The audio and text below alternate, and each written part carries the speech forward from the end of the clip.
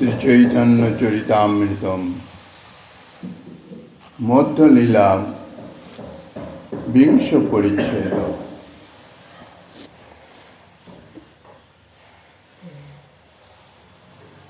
তবে বারাণসী গোসাই আইলা কতদিনে, শুনি আনন্দিত হইল প্রভুর আগমনে।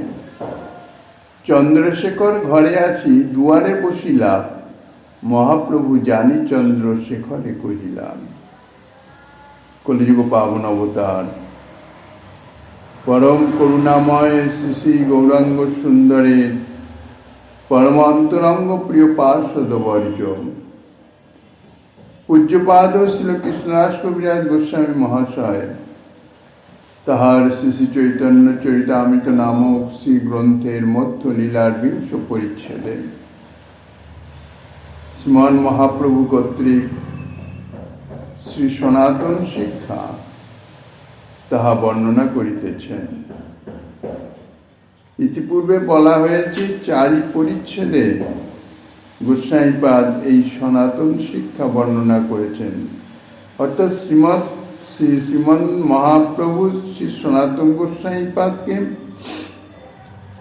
ভক্তিতত্ত্ব সম্বন্ধে বা অন্যান্য সর্ববিষয়ে যাহা শিক্ষা দিয়েছিলেন তাহাই এই চারি অধ্যায়ে বর্ণনা করেছিলেন এবং ইহাকে একসঙ্গে সনাতন শিক্ষা নামে অভিহিত করা হয়। এই জন্যই সনাতন শিক্ষা বলা হচ্ছে। ইতিপূর্বে প্রয়াগে শ্রীরূপ গোস্বামীপাদকে যে শিক্ষা দিয়েছেন তাহা শ্রীরূপ শিক্ষা। যাই হোক, সনাতন গোস্বামীপাদ কে তাহার ভগিনীপতি শ্রীকান্ত গঙ্গা পার করে দিলে তিনি বারাণসীতে এসে পৌঁছে গেলেন। বারাণসীতে এসে সনাতন গোস্বামীপাদ শুনতে পারলেন যে প্রভু বারাণসীতে অবস্থান করছেন। প্রয়াগ থেকে প্রভু সোজা বারাণসীতে চলে আসেন। শ্রবণ করেই সনাতন গোস্বামীপাদের বড় আনন্দ হল। মহাপ্রভুর শ্রীচরণ দর্শন পাবেন, তারপর ভবিষ্যৎ কর্মপন্থা কি হবে না হবে সে সম্বন্ধে প্রভুর সাক্ষাৎ কৃপাদেশ প্রাপ্ত হবেন।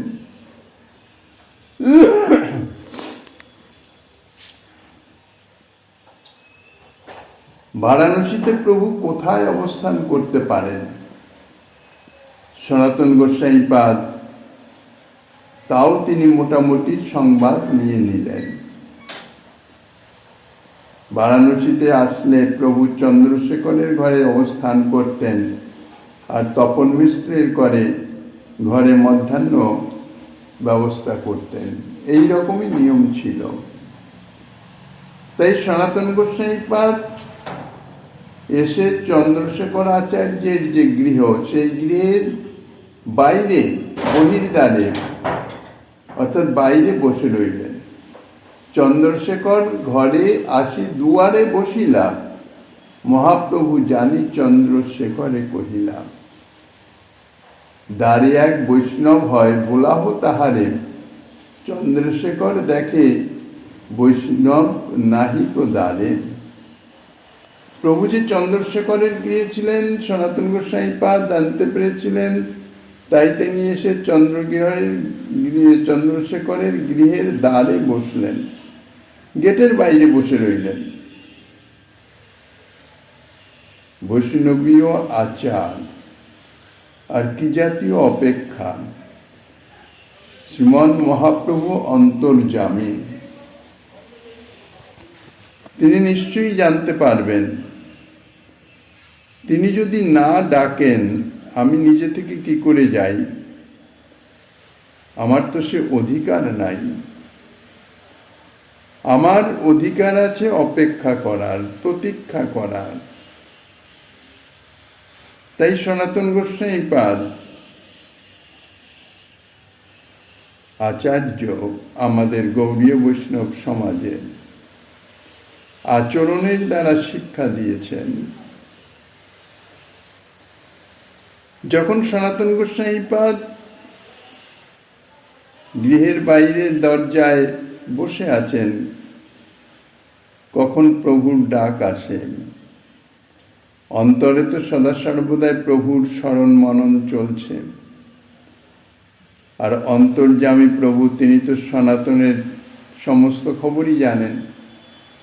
সনাতনের আগমন জানতে পেরে চন্দ্রশেখরকে বলছেন যে, চন্দ্রশেখর, তোমার দরজায় দেখো একজন বৈষ্ণব এসেছেন, তাকে এখানে নিয়ে আসো। চন্দ্রশেখর বাইরে এসে দেখলেন কোনো বৈষ্ণব তো নাই। মহাপ্রভু বলেছেন বৈষ্ণব, বৈষ্ণব দ্বারে এক বৈষ্ণব হয় বলা হতো তাহারে। আর বৈষ্ণব চিনব কি করে? বৈষ্ণবের বেশভূষায় সাধারণত বৈষ্ণবকে চেনা যায়, মানে অপরিচিত। বৈষ্ণবের বেশভূষা তার মানে মালা তিলক ইত্যাদি কোনো না কোনো বৈষ্ণব চিহ্ন তো থাকবে, তবে তো তাকে বৈষ্ণব বলা যাবে। তো সনাতন গোস্বামীপাদের তো সে জাতীয় কোনো চিহ্ন নাই, বরং তাহার যে বাহ্যিক বেশ তাহা হচ্ছে মুসলমান ফকিরের বেশ, সেই রকম ধরনের, যাকে সাধারণত এক কথায় দরবেশ বলা হয়। চন্দ্রশেখর বাইরের থেকে ঘুরে, বাইরের দরজা খুলে বাইরে এদিক ওদিক চেয়ে দেখলেন কোনো বৈষ্ণব তো নাই। সনাতনের দেহে কোনো বৈষ্ণবের চিহ্ন ছিল না, তাই চন্দ্রশেখর সনাতন গোস্বামীপাদকে বৈষ্ণব বলে চিনতে পারেন নাই, চেনার কথাও নয়। তাই ঘুরে এসে বসলেন যে, প্রভু, দ্বারে তো কোনো বৈষ্ণব নাই, কাউকে তো দেখলাম না। দ্বারে বৈষ্ণব নাহি প্রভুরে কহিল, কেহ হয়? করি প্রভু তাহারে পুছিল। যখন বলছেন যে দ্বারে বৈষ্ণব কেউ নাই, তখন প্রভু জিজ্ঞাসা করছিলেন, আচ্ছা তোমার দ্বারে কোনো কেউ কি আছে? কোনো একজন লোক আছে কি?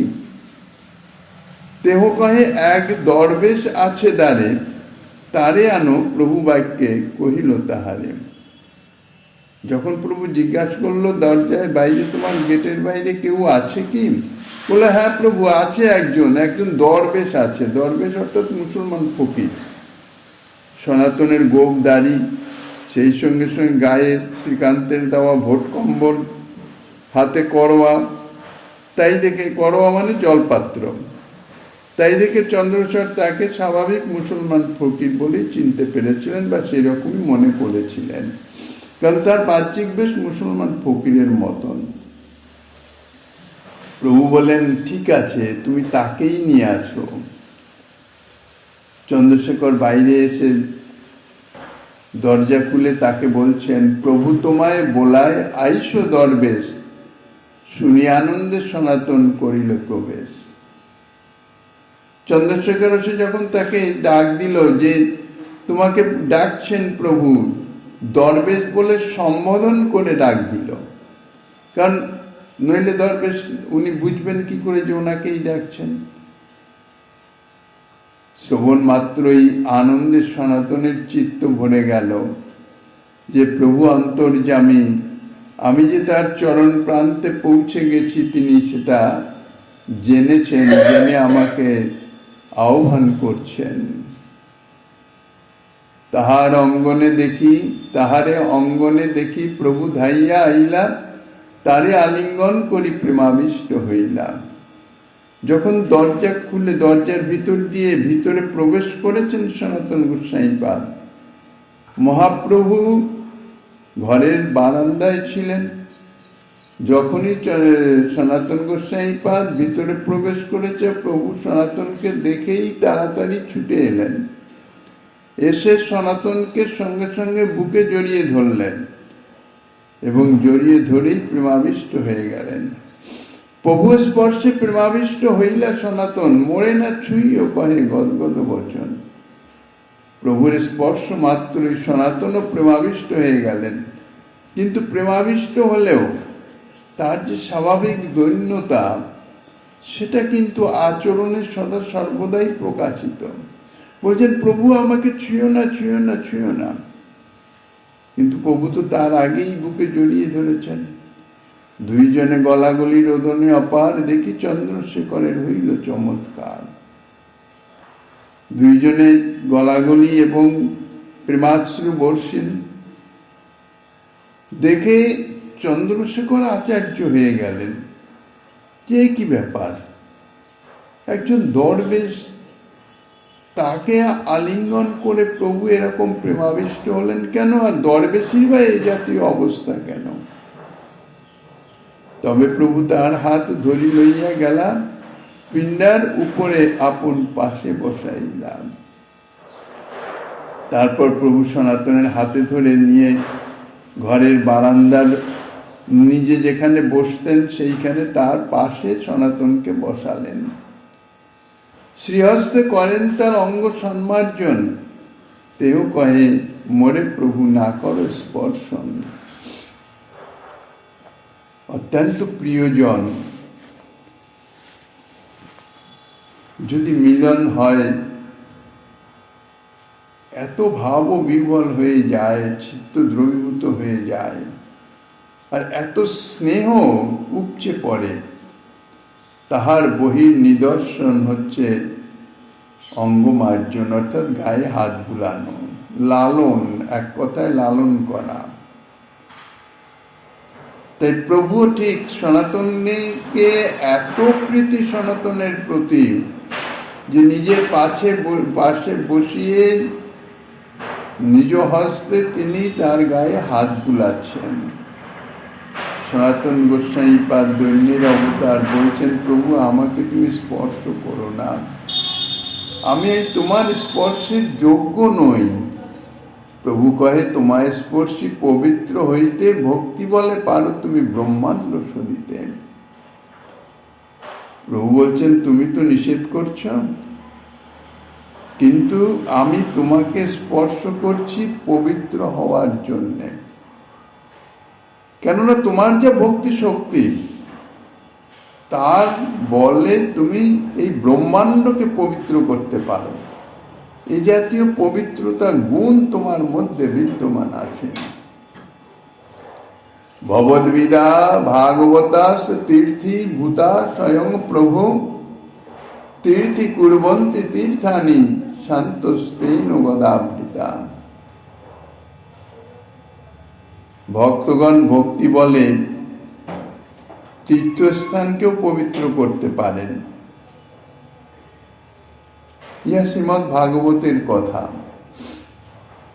বিদুর মহাশয় যখন তীর্থ ভ্রমণ করে এসেছিলেন, তখন যুধিষ্ঠির মহারাজ এই কথা বলেছিলেন, তীর্থি কুর্বন্তি তীর্থানি। সাধারণ বিষয়ী জীব তীর্থ ভ্রমণ করে তাহাদের যে পাপ, তাহা তীর্থে খালন করে আসে, তীর্থ কলুষিত হয়ে যায়। সেই যে কলুষতা, সেই যে অপবিত্রতা, তাহা পবিত্র হয় সাধু সন্ত ভক্ত তাহাদের আগমনে, তাহাদের স্পর্শে। এই জন্যে তীর্থে তীর্থে সাধু সন্ত তাহারা পরিভ্রমণ করেন, তীর্থকে পবিত্রতা শক্তি প্রদান করবার জন্যে। নইলে তীর্থ তো ক্রমান্বয়ে অপবিত্র হয়ে যাবে, তার সেই পবিত্রতা শক্তি নষ্ট হয়ে যাবে। নমে ভক্ত চতুর্বেদী মদ্ভক্ত সপচ প্রিয়ম, তস্মৈ দেয়ং তত গ্রাহ্যং সচ পুচ্চ যথার্থ্যম। চতুর্বেদ অধ্যায়ী বিপ্র আমার প্রিয় নয়, আমার যদি সে ভক্ত না হয়,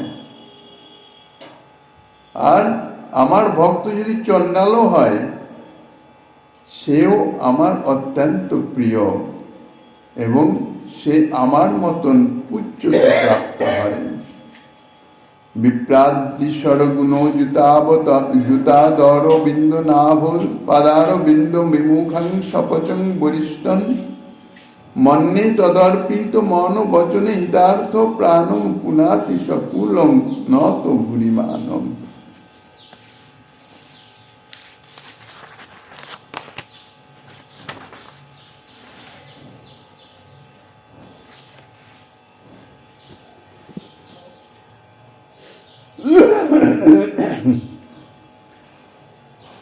শ্রী নৃসিংহদেবের নিকটে প্রহ্লাদ মহারাজ বলেছিলেন,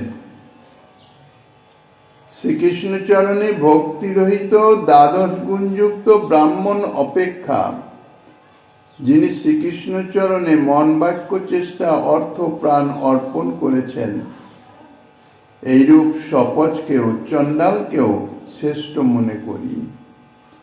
তার কারণ এতাদৃশ শপথও স্বীয় কুলকে পবিত্র করতে পারে, কিন্তু অতিশয় গর্বযুক্ত সেই দ্বাদশ গুণযুক্ত ব্রাহ্মণ সেটি পারেন না। অরবিন্দ নাভ পদারবিন্দ বিমুখাত, অরবিন্দ নাভ অর্থাৎ পদ্মের ন্যায় সুন্দর ও সুগন্ধি নাভি যাহার, সেই শ্রীকৃষ্ণের পদারবিন্দ বিমুখাত, পাদরূপ অরবিন্দ অর্থাৎ শ্রীচরণ কমল থেকে বিমুখ, এক কথায় শ্রীকৃষ্ণ চরণে ভক্তিহীন যে ব্রাহ্মণ। দ্বিস্বর গুণযুতা, তিনি যদি দ্বিগুণিত স্বরগুণ অর্থাৎ দ্বাদশ গুণ যুক্ত, সাধারণভাবে দ্বাদশ গুণ যুক্ত হন ব্রাহ্মণ। ব্রাহ্মণের দ্বাদশ গুণ ধর্ম, সত্য, দম, তপ, মাৎসর্যাভাব, ঋ, তিতিক্ষা, অসুয়াহীনতা, যজ্ঞ, দান, ধৃতি এবং শ্রুত, এই 12টি গুণ হচ্ছে ব্রাহ্মণের। ধর্ম থাকবে সবসময়, সত্যে নিষ্ঠিত থাকবে, দম অর্থাৎ ইন্দ্রিয় সংযম থাকবে, যে কোনো অবস্থায় সে কখনো বিচলিত হবে না। তপস্যা থাকবে, তপস্যা শারীরিক এবং মানসিক উভয়বিধ। মাৎসর্যের অভাব, কোন রকম মাৎসর্যের অভাব থাকবে না। মাৎসর্য পরশ্রী কাতরতা, অপরের ভালো দেখে নিজের ভিতরে যে একটা জ্বলন শুরু হয়ে যায়, তা হচ্ছে মাৎসর্য। মাৎসর্য থাকবে না। ঋ অর্থাৎ লজ্জা, তিতিক্ষা দুঃখ সহনশীলতা, যত দুঃখই আসুক না কেন তাহার চিত্তে প্রভাব বিস্তার করতে পারে না। অসুয়াহীনতা, কারো প্রতি দেশ নেই, অসুয়া নেই। যজ্ঞে রত থাকবে, দান থাকবে, ধৃতি থাকবে। ধৃতি অর্থাৎ জিহ্বা এবং উপস্থের বেগকে সংযত করতে পারবে, এবং শ্রুত অর্থাৎ বেদ অধ্যয়ন। এই দ্বাদশী হল ব্রাহ্মণের গুণ, অর্থাৎ যথার্থ ব্রাহ্মণের মধ্যে এই 12টি গুণ প্রকাশিত হয়ে যায়। এই 12টি গুণ যাহার আছে, এরূপ কোন ব্রাহ্মণ, তিনি হচ্ছে যথার্থ ব্রাহ্মণ। কিন্তু তিনিও যদি শ্রীকৃষ্ণ চরণে ভক্তিহীন হয়েন, তাহলে তাদৃশ বিপ্রাত, সেই রকম ব্রাহ্মণ থেকেও দ্বাদশ গুণযুক্ত ব্রাহ্মণ, কৃষ্ণ ভক্তিহীন দ্বাদশ গুণযুক্ত ব্রাহ্মণও সপচং অর্থাৎ সপচ অর্থাৎ কুকুর মাংস ভোজি, নিচু জাতীয় যে বিশেষ, চণ্ডাল অস্পৃশ্য, সপচং বরিষ্ঠম মন্যে। প্রহ্লাদ মহারাজ বলছেন, সেই জাতীয় ব্রাহ্মণ থেকে আমি কুকুর মাংস ভোজি নিচু জাতীয় চণ্ডালকেও শ্রেষ্ঠ মনে করি। কেননা ভক্ত চূড়ামণি শ্রী প্রহ্লাদ একথা বলছেন কার নিকটে? শ্রী নৃসিংহদেবের নিকটে। কিন্তু এই যে শপথকে শ্রেষ্ঠ মনে করি বলছেন, তার মানে যে কোনো শপথ নন। শপথ মাত্রই যে ভক্তিহীন ব্রাহ্মণ অপেক্ষা শ্রেষ্ঠ, তাহা কখনো নহে। কিরূপ শপথ শ্রেষ্ঠ? কোন শপথকে আমি শ্রেষ্ঠ মনে করি, অর্থাৎ কোন চণ্ডালকে আমি শ্রেষ্ঠ মনে করি, তাও প্রহ্লাদ বলিতেছেন। তদর্পিত মন বচনে হিতার্থ প্রাণম, তাহাতে অর্থাৎ তোমাতে মানে পদ্মনাভ শ্রীকৃষ্ণে অর্পিত হয়েছে মন, বচন, ইহিত অর্থ এবং প্রাণ। সম্পূর্ণ মন সমর্পিত, যে মনে শ্রীকৃষ্ণ ছাড়া আর কারোর স্থানই নাই। বচন অর্থাৎ বাক্যে শ্রীকৃষ্ণ সম্বন্ধনীয় কথা ছাড়া অন্য কোনো কথা উচ্চারিতই হয় না। ইহিত অর্থাৎ কায়িক চেষ্টা, শারীরিক দ্বারা, শরীর দ্বারা যে কোনো কার্য করা হোক, সে শ্রীকৃষ্ণ সম্বন্ধনীয় কার্য ছাড়া অন্য কোনো কার্যই করে না। এবং তার যে অর্থ এবং তার প্রাণ পর্যন্ত যিনি সম্যক রূপে শ্রীকৃষ্ণে আত্মসমর্পণ করেছেন। সুতরাং শ্রীকৃষ্ণ প্রীতি সর্বতভাবে যাহার কাম্য, তাই যাহার মন শ্রীকৃষ্ণের এবং তাহার নাম রূপ গুণ লীলাদির চিন্তাতে এবং শ্রীকৃষ্ণ প্রীতির চিন্তাতে, শ্রীকৃষ্ণের সুখের চিন্তাতে, শ্রীকৃষ্ণের প্রেম সেবার চিন্তাতে ব্যাপৃত, শ্রীকৃষ্ণ কথা ব্যতীত যার বাক্য অন্য কোনো কথায় রত হয় না, উচ্চারণই করে না, মুখে আসেই না। কেননা সাধারণত আমাদের মনে যে ভাব বিরাজিত থাকে, যার যে ভাব থাকে, সেই সম্বন্ধনীয় বিষয়ই ইন্দ্রিয়ের মাধ্যমে প্রকাশিত হয়, বাক্যে প্রকাশিত হয়ে যায়। তাদৃশ ভক্তের অর্থাৎ শ্রীকৃষ্ণের সম্যক সমর্পিত ভক্তের হৃদয়ে সর্বদা গোবিন্দের অধিষ্ঠান হয়। এই জন্য শ্রীকৃষ্ণ ছাড়া, শ্রীকৃষ্ণ সম্বন্ধ কথা ছাড়া অন্য কোনো কথা তার মুখে কখনো উচ্চারিতই হয় না। শ্রীকৃষ্ণ সেবার অনুকূল কার্যেই যিনি তাহার অঙ্গ প্রত্যঙ্গকে নিয়োজিত করে রাখেন, যাহার অর্থ সম্পত্তিও একমাত্র শ্রীকৃষ্ণ সেবাতেই নিয়োজিত হয় এবং একমাত্র শ্রীকৃষ্ণ সেবার নিমিত্তই যিনি প্রাণ ধারণ করে থাকেন। অর্থাৎ যদি কোনোভাবে শ্রীকৃষ্ণ সেবাতে কোনো বিঘ্ন হয়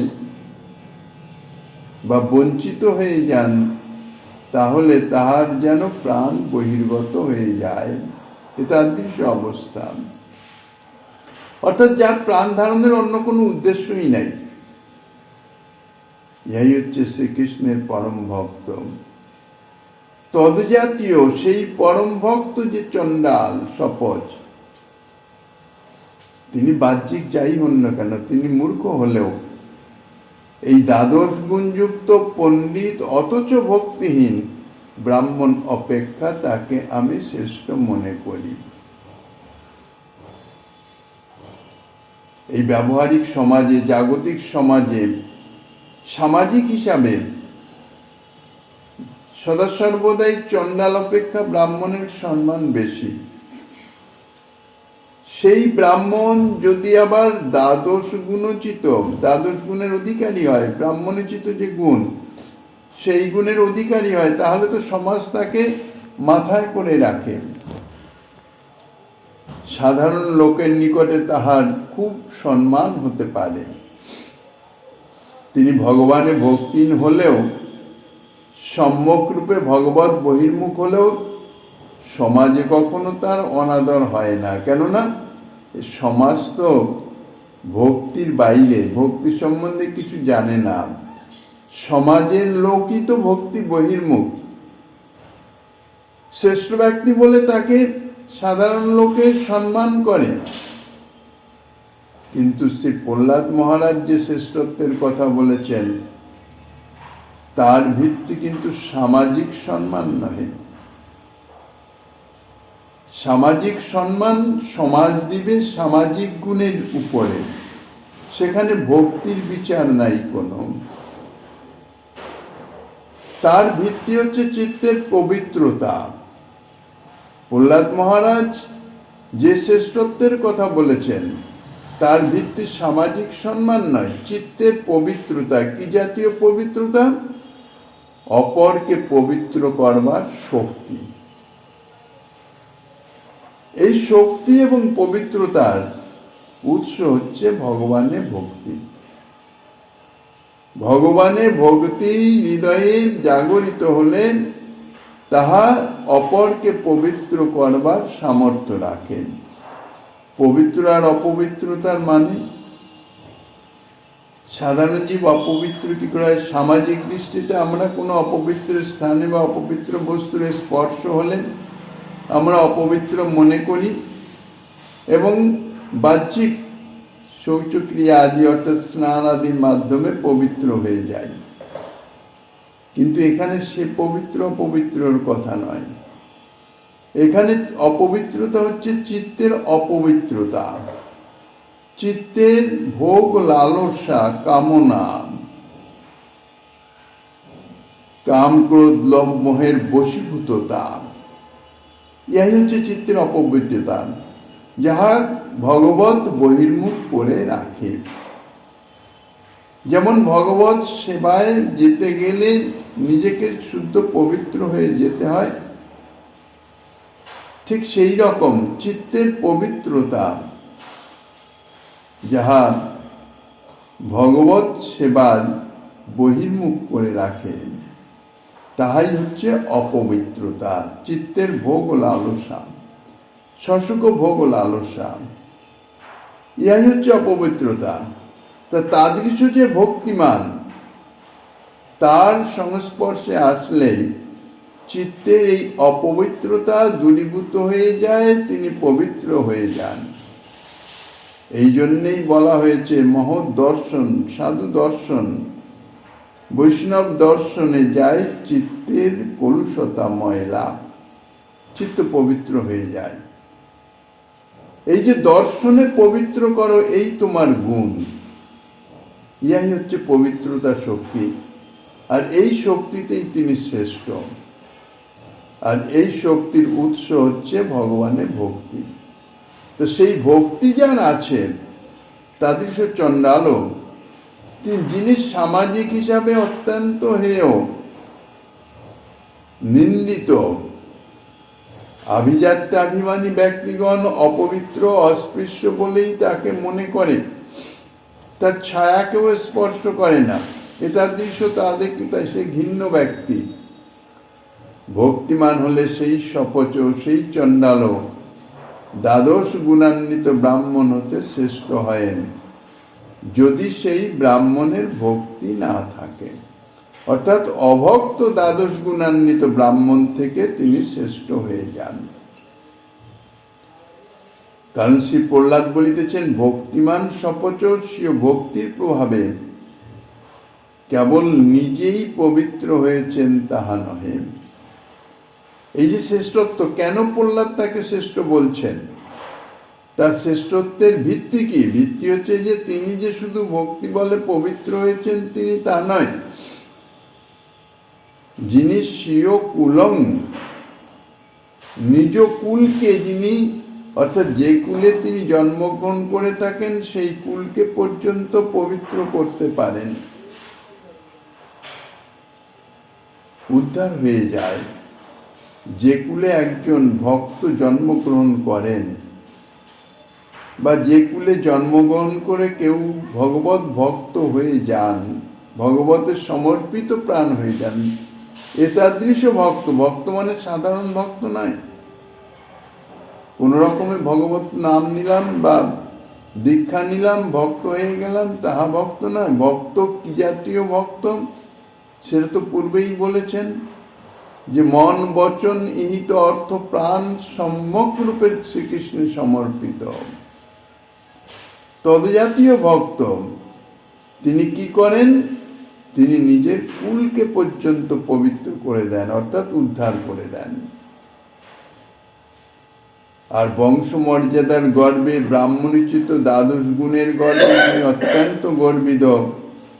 তাদৃশ ব্রাহ্মণ নিজ কুলকেও পবিত্র করতে পারেন না। নিজ কুল পবিত্র করার দূরের কথা, তিনি নিজেকেও পবিত্র করতে পারেন না, কেননা তিনি নিজেও কাম ক্রোধ ইত্যাদি বশীভূত হয়ে থাকেন।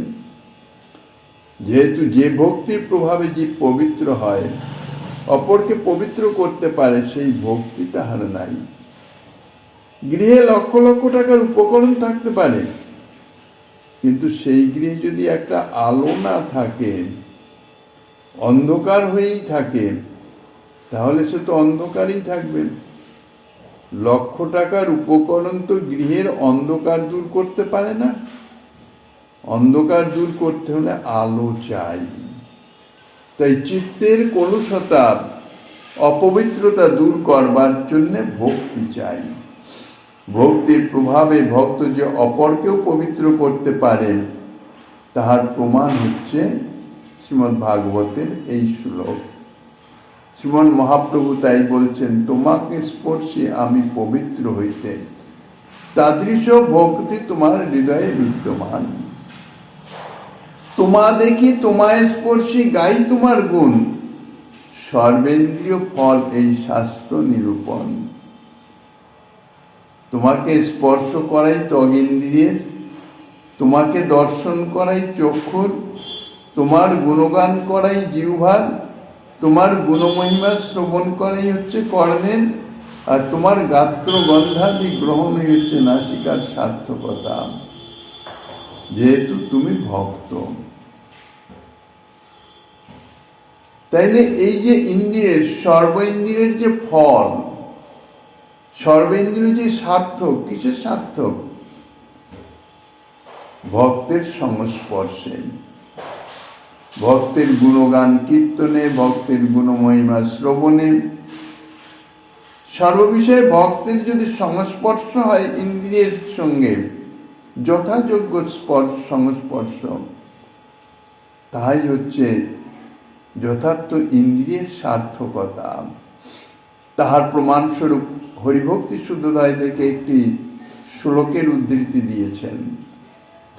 অক্ষ্ম ফলং তাদৃশ দর্শনং হি তন্যা ফলং তাদৃশ গাত্র সংগ্রহ, জিহ্বা ফলং তাদৃশ কীর্তনং, সুদুর্লভা ভাগবতা হি লোকে। পৃথিবী প্রহ্লাদকে বললেন, পৃথিবী দেবী প্রহ্লাদকে বলছেন, হে প্রহ্লাদ, তোমার মতো লোকের অর্থাৎ তোমার মতো ভক্তের দর্শনই চক্ষুর ফল, অর্থাৎ দর্শনই চক্ষুর যথার্থ সার্থকতা।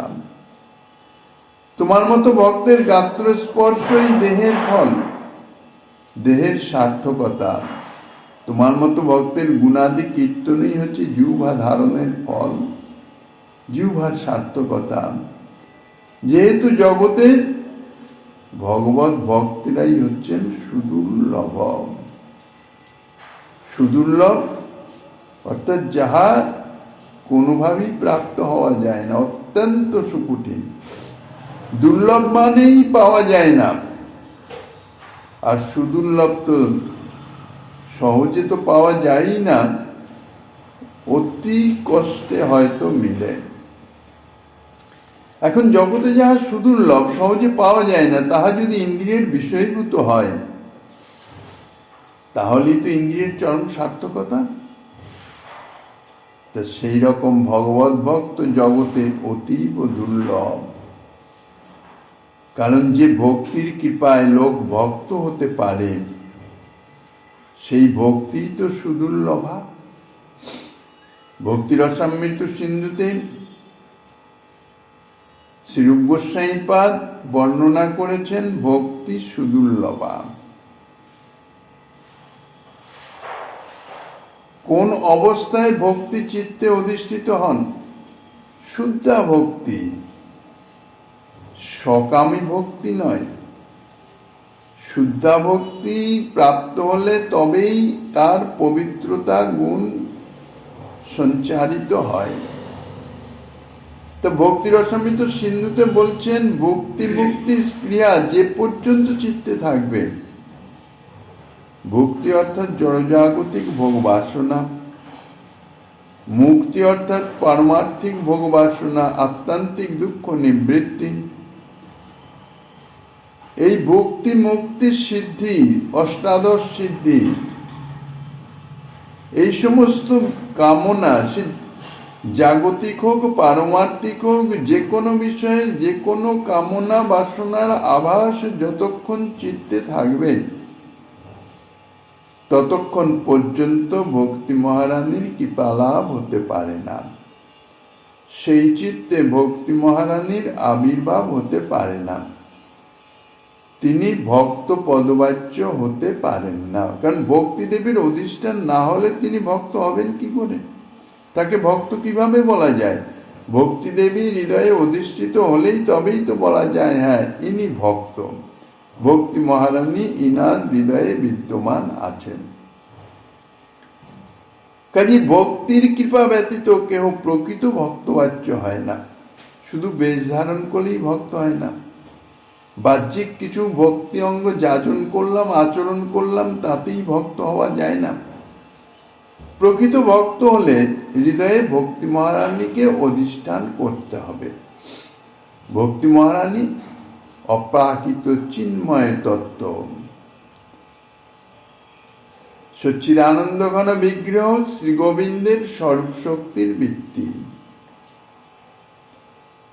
তিনি তো প্রাকৃত স্থানে অবস্থান করতে পারেন না।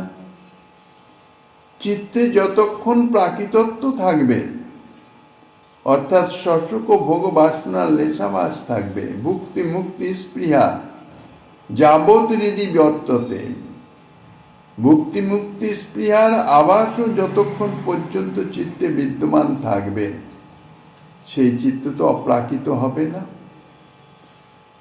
সেই চিত্ত তো প্রাকৃত গুণ সংযুক্ত থাকবে। সে হোক সত্যগুণ, রজতম গুণের বিকাশ যার চিত্তে খুব কমই হোক না কেন, সত্যগুণের প্রকাশই হোক না কেন, কিন্তু তাহা তো প্রাকৃত। প্রাকৃতত্ব থাকার কালীন অপ্রাকৃত ভক্তি দেবী তো সেই হৃদয়ে কোনোভাবেই আসতে পারে না। কাজেই তিনি তো যথার্থ ভক্ত পদবাচ্য হতে পারেন না। এখন এই জাতীয় ভক্ত যার ভক্তি মুক্তি স্পৃহার আভাসও নাই, যার হৃদয়ে অপ্রাকৃত হয়েছে, বিশুদ্ধ সত্যে পরিণত হয়ে গেছে, যে হৃদয়ে ভক্তি মহারানী অধিষ্ঠিত হয়ে আছেন, এইরূপ লোক জগতে অত্যন্ত বিরল।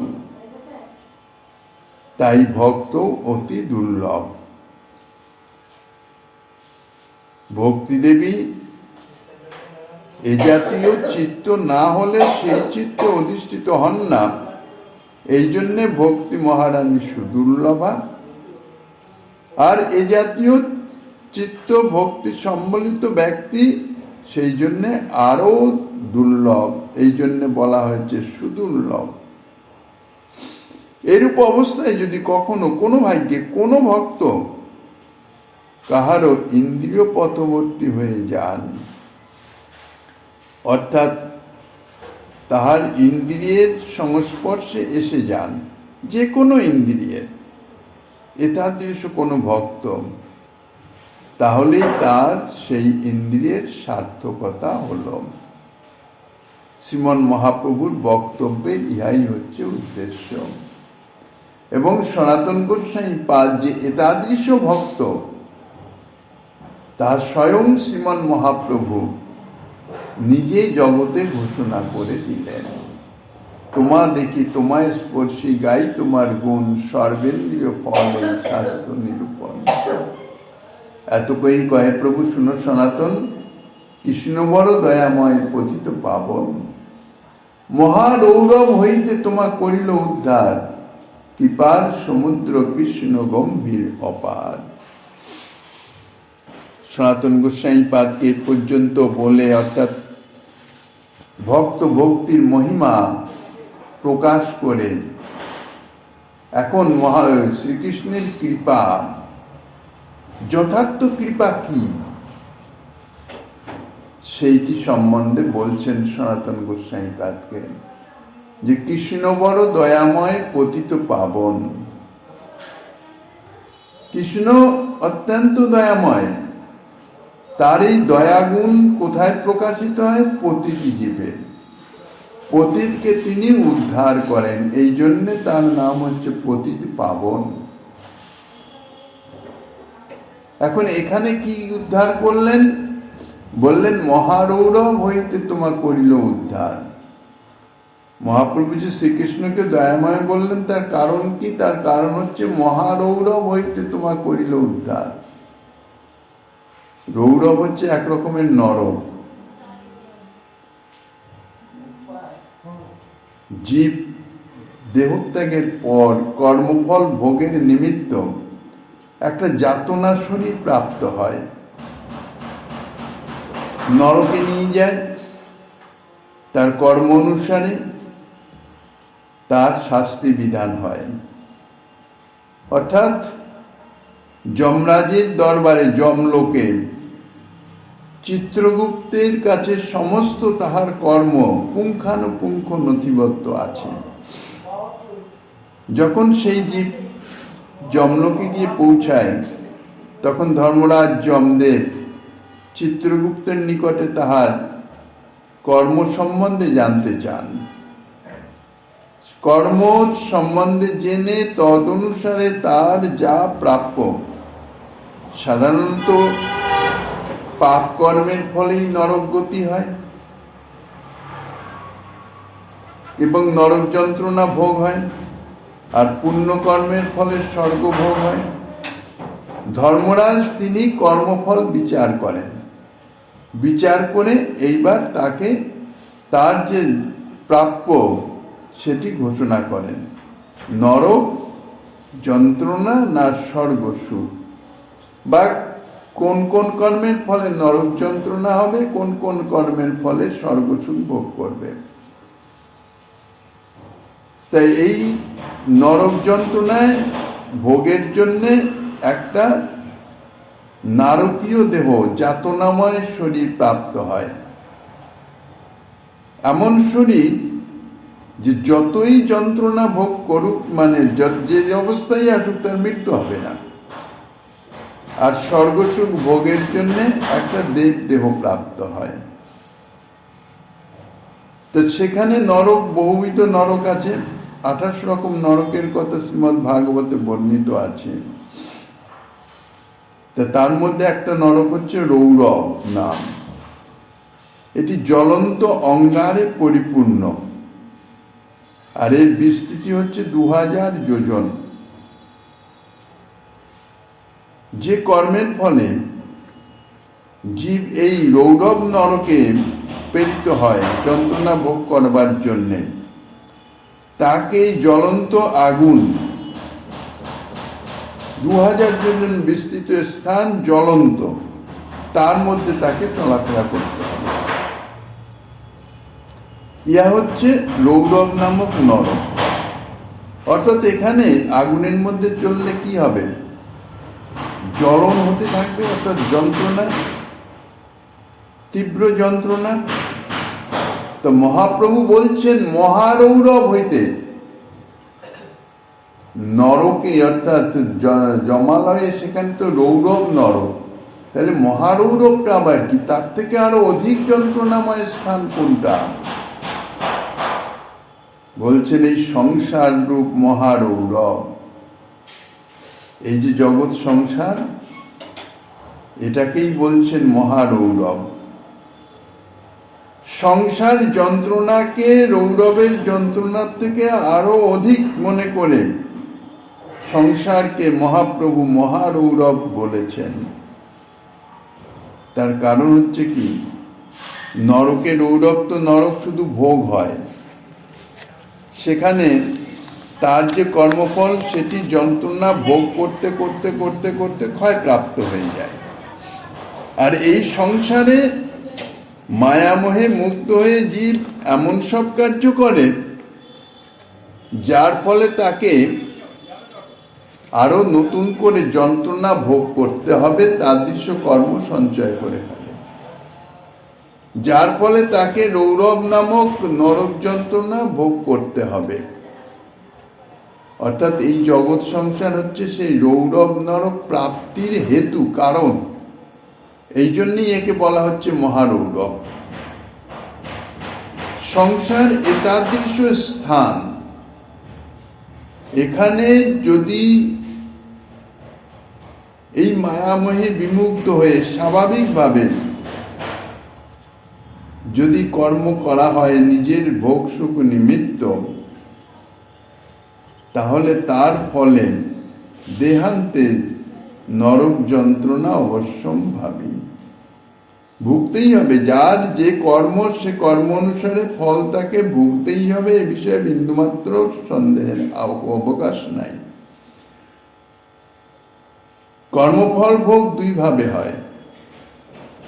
এক হচ্ছে পঞ্চভূতাত্মক দেহ ধারণ করে ব্রহ্মাণ্ডে 84 লক্ষ যোনিতে ভ্রমণ করিয়ে কর্মফল ভোগ হয়, আর এক ভোগ হয় যমলোকে, নরক যন্ত্রণা ভোগ করবে।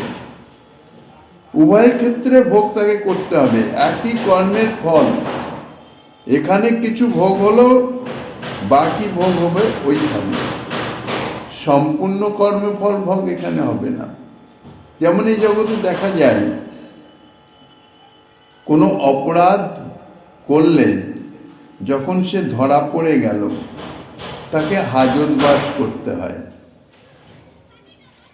বিচার চলছে। হাজতবাস করা সেটাও তো যন্ত্রণা, সেটাও তো শাস্তি ভোগ। যখন তার বিচার শেষ হলো, তখন তাকে জেলে পাঠিয়ে দিল, এত বছরের এইরূপ শাস্তি নির্দিষ্ট করে। তো এই জগতেও যে যা কর্ম করেন, এই দেহ থাকতেই তার ফল কিছু না কিছু তাকে ভোগ করতে হয়, সম্পূর্ণ নয়। কিছু ভোগ হয়ে যায়, কিন্তু কোন কর্মের কিভাবে ভোগ হচ্ছে জীব সেটা অনুধাবন করতে পারে না, কিন্তু তাকে ভোগ করতেই হয়, সে প্রাপ্য হয়ে যায়। যদি কোনো অসৎকর্ম করে তাহলে এই জগতে এই দেহ থাকতেই তার কিছু ফল তার ভোগ হয়, অর্থাৎ হাজতবাস স্বরূপ। তারপরে দেহান্তে যখন ধর্মরাজের সভায় যায়, তখন বিচার হয়, তখন যাতনাময় শরীর দিয়ে জেলের কয়েদিন মতন তাকে নরকে পাঠিয়ে দেয়। তাহলে এই যে নরক যন্ত্রণা ভোগের হেতু, ভোগ প্রাপ্তির হেতু স্থান হচ্ছে কিন্তু এই সংসার। এই জগতে যদি ঠিকভাবে না চলতে পারে, তাহলে ভবিষ্যতের জন্য নরক যন্ত্রণাই পেতে হবে। এই জন্যেই এই সংসারকে মহাপ্রভু মহারৌরব নামে ঘোষণা করেছেন। আর এই সংসার থেকে যদি কেউ উদ্ধার হতে পারে, এই উদ্ধারের একমাত্র উপায় বা কারণ হচ্ছে কৃষ্ণ কৃপা। তার কারণ শ্রীকৃষ্ণ বলেছেন, মামে বুঝে প্রপদ্যন্তে মায়ামেতান তরন্তিতে।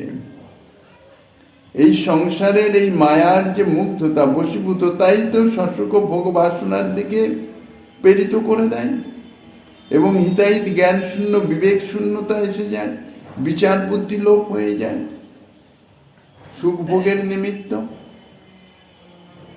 এই কৃষ্ণ কৃপা ব্যতীত কখনো এই সংসার থেকে উদ্ধার পাওয়া যায় না।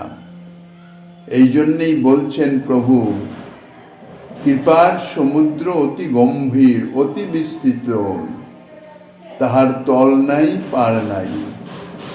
কাজেই কৃষ্ণ কৃপা গম্ভীর অপার, মহারৌরব থেকে তোমার করিল নিস্তার। প্রভু তো স্বয়ং শ্রীকৃষ্ণ, কিন্তু এটি ভক্তের স্বভাব। প্রভু ভক্তভাবে আবির্ভূত। প্রভু কখনো কোনো কৃপা প্রকাশ করেছেন যাহা তিনি নিজে সম্বন্ধে বলেন নাই। ভক্তের স্বভাবও তাই, ভক্ত কখনো নিজে কর্তা সাজে না। সর্ববিষয়ে তার অন্তর্নিহিত ভাব এমন হয়ে যায় যে আমি শব্দটি তাহার মুখ দিয়ে কখনো উচ্চারিতই হয় না, কেননা সমর্পিত আত্মা, আর আমি নাই, আমিত্ব নাই। আমিত্ব তুমিত্বে পর্যবসিত হয়ে যায়। এই জন্যই রামকৃষ্ণদেব বলেছিলেন, আমি মইলে ঘুচিবে জঞ্জাল। এই যে আমি অর্থাৎ অহং বোধ, এই অহং থেকেই মমত্বের সৃষ্টি। এই অহং মম, ইহাই হচ্ছে বন্ধনের মূল কারণ। যতক্ষণ না সমর্পিত হয়ে অহংকে সর্বদা সমর্পণ করে দেওয়া যায়, অর্থাৎ বিসর্জন দেওয়া যায়, ততক্ষণ পর্যন্ত মুক্তি নাই। তো যথার্থ ভক্ত কখনো অহং অর্থাৎ আমি এই শব্দ উচ্চারণ করেন না। সবসময় অভিষ্টি অর্থাৎ যার চরণে তিনি সমর্পিত, তানাকেই কর্তা বলে তিনি প্রকাশ করেন। তা প্রভু এখানে নিজে আচরণ করে সেটাই দেখাচ্ছেন। কৃষ্ণ কৃপা গম্ভীর অপার, মহারৌরব থেকে তোমা করিল নিস্তার। সনাতন গোস্বামীপাদ তো বুদ্ধি বিচক্ষণ, তার উত্তরে তিনি যা দিচ্ছেন, শ্রীমান মহাপ্রভু গিরিধারী লালের কৃপা হলে আগামী দিন আস্বাদনের বাসনা রেখে অদ্যকার শ্রীচৈতন্য কথার এখানেই বিশ্রাম।